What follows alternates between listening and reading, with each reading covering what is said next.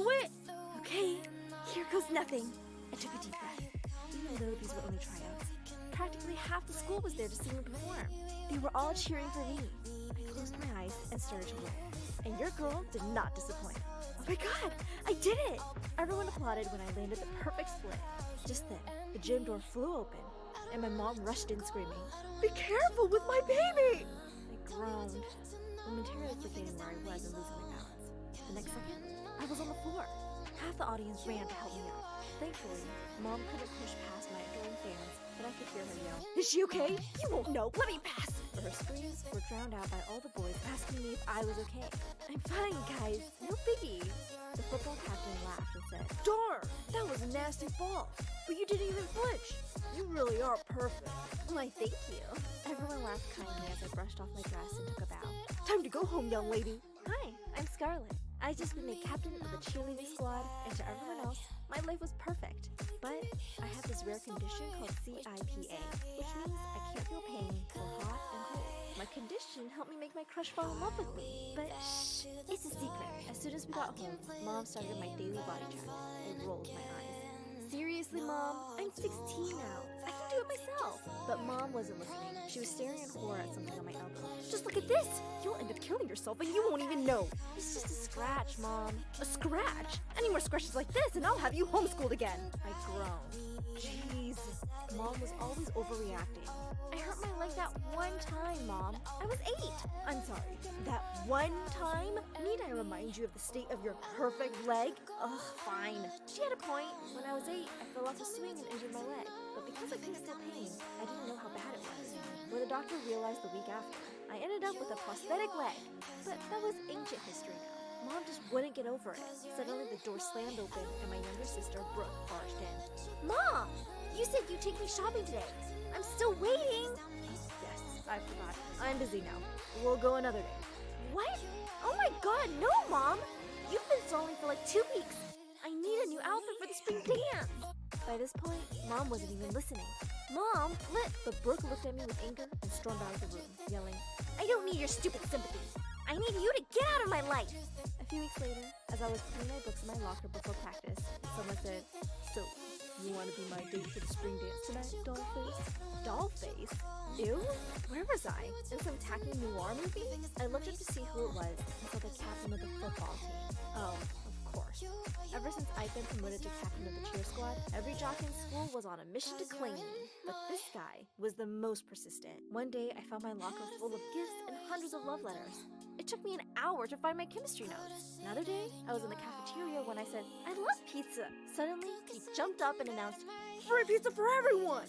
I gasped in horror. He didn't even wait for me to finish. I told him I really wasn't planning on going with anyone tonight. I couldn't imagine how Mom would react. Half the time, she acted like breathing was an extreme sport.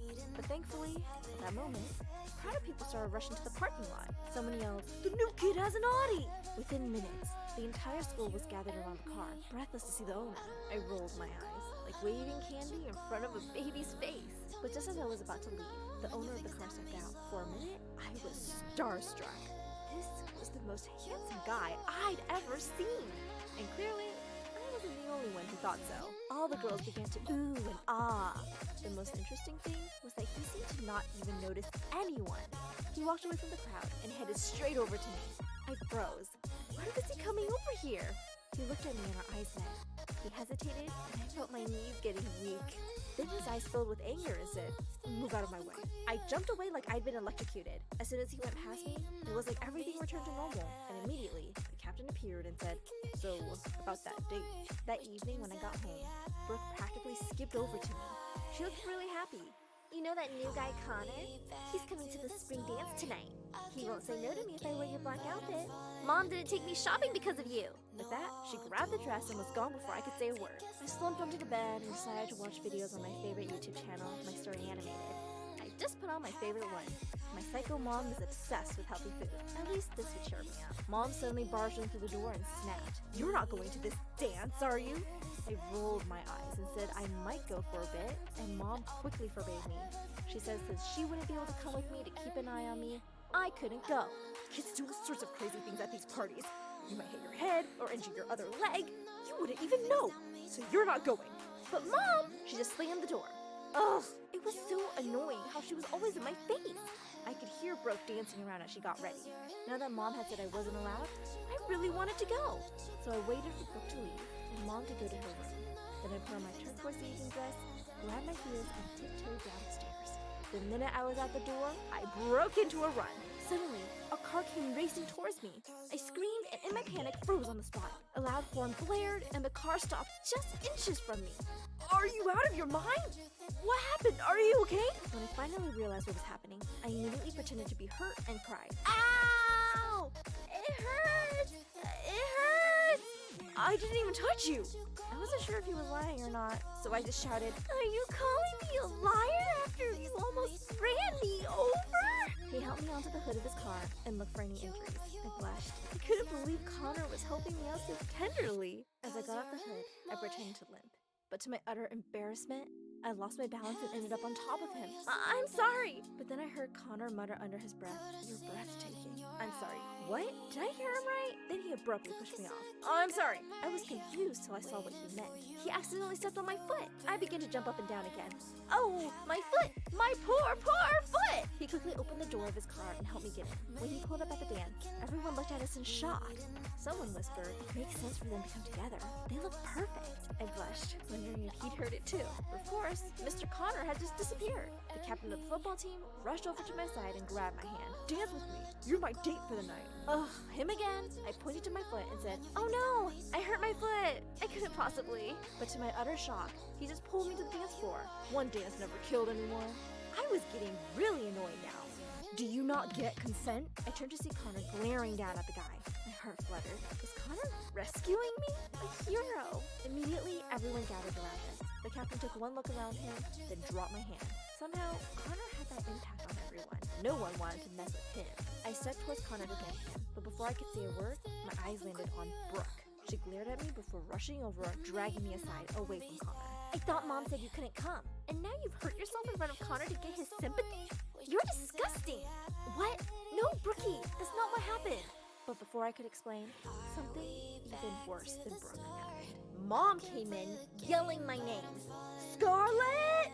Scarlett! As soon as she saw me, she rushed over and started shouting for an ambulance. My baby is hurt! Someone call 911! My baby! I tried to tell her that I was fine, but she dragged me away, saying we had to go to the hospital as soon as possible. On my way out, I tried to catch Connor's eye, but he suddenly seemed determined to avoid me. The doctor said I was all good, but Mom didn't seem convinced. When we got home, Brooke was already back, and she was fuming. Before she could yell at me, I turned to Mom and said, Mom, I'm tired of you following me around everywhere. If you ever try to embarrass me like that again, I promise you I'll just move out. She looked shocked and said, I'm doing this for your own good. Just don't, please. There's gotta be another way. I can't have you showing up at school every day like that. For a minute, she looked stunned. And then she slumped onto the sofa, looking perfect. I almost felt bad for her. Almost. The next words out of her mouth made me want to jump out the window. You know what? You're right. You don't need me all the time. Thank you. Thank you so much, Mom. You've got your sister. We both yelled. What? I tried to tell Mom that's not what I meant, but she didn't listen and said I chose cheerleading against her will and that it's a dangerous sport. Brooke looked furious, and then she stormed out saying, You'll regret this big time. And regret it, I did. The next day, I tried to talk to Connor alone, but as if it weren't bad enough that he was avoiding me for God knows what reason, Brooke kept following me around the school. I finally found Connor alone in the library. I tiptoed up to him. Hi, I was wondering where I could find a copy of Pride and Prejudice. I'm not the librarian. He immediately turned his back on me. How mean. I know, but I just thought maybe. I tried my luck again, but whenever I tried to face him, he turned away. Leave me alone! He tried to rush past me just as I decided to step in his way again, and suddenly our foreheads bumped. Ow! Oh my God, Scarlett, what a smooth move. Hit the hottie in the head, why don't ya? I'm so sorry. Impulsively, I reached up and pushed his hair out of his eyes to check his head. He stared at me, and I suddenly realized what I was doing. For a second, we looked into each other's eyes, and instinctively, we both leaned in. Excuse me. We both jumped back as Brooke appeared. Immediately, Connor left the library while my body tingled all over. Had I just almost kissed Connor? I'm going to the cafe. Yes, I can see you're starving. In the cafeteria, as soon as I sat down, all the jocks started flocking around me. Immediately, Brooke danced up to me, smiling and said, I almost forgot. I got you a bar of chocolate. Then she stuffed it into my mouth. Thanks. The boys around me started panicking. I grabbed my phone and was shocked to see my swollen face. I literally looked like a pufferfish. peanuts in the bar, Brooke? I'm allergic to peanuts. Oh no, I forgot. Someone immediately rushed me home. For a few days after that, I couldn't go to school, but I didn't miss much. It was like the whole school was sending me flowers and gifts and whatnot. A few guys even came to my house. But there was one gift that really caught my eye. It was a small package. I opened it up and gasped. It was a copy of Pride and Prejudice. Had Connor said this? My heart fluttered at the very thought. Apparently, Brooke thought so too, because as soon as she saw it, she tried to throw it away. I had to fish it out of the trash. I was thrilled. My life really, truly was perfect. But perfection was an illusion. And the next day, my illusion shattered. As soon as I walked to my locker, I noticed papers scattered on the floor and everywhere. They looked like pages from a book or a diary, and a very familiar one at that. A horrible thought entered my head, and I snatched up one of the sheets, almost passing out. My gut feeling was right. It was a page from my diary. I rushed to my locker and saw something that totally crushed me.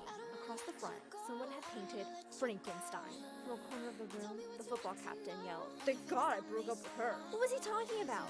I yelled back, "We were never together." "Can we be now? I don't care about your condition. So what?" I ignored him and rushed to find Brooke. She was in the cafeteria, surrounded by a huge crowd. "Do you know who could have done this?" "It could be anyone. You keep your diary in your bag." "I think my life is over." "Oh, come on. You're super pretty and popular. Why don't you relax? Here, drink this iced coffee." Just as I was about to drink it, someone snatched the cup away from me. I looked up in surprise to see Connor. "It's boiling hot. She's trying to trick you. Look at your hands.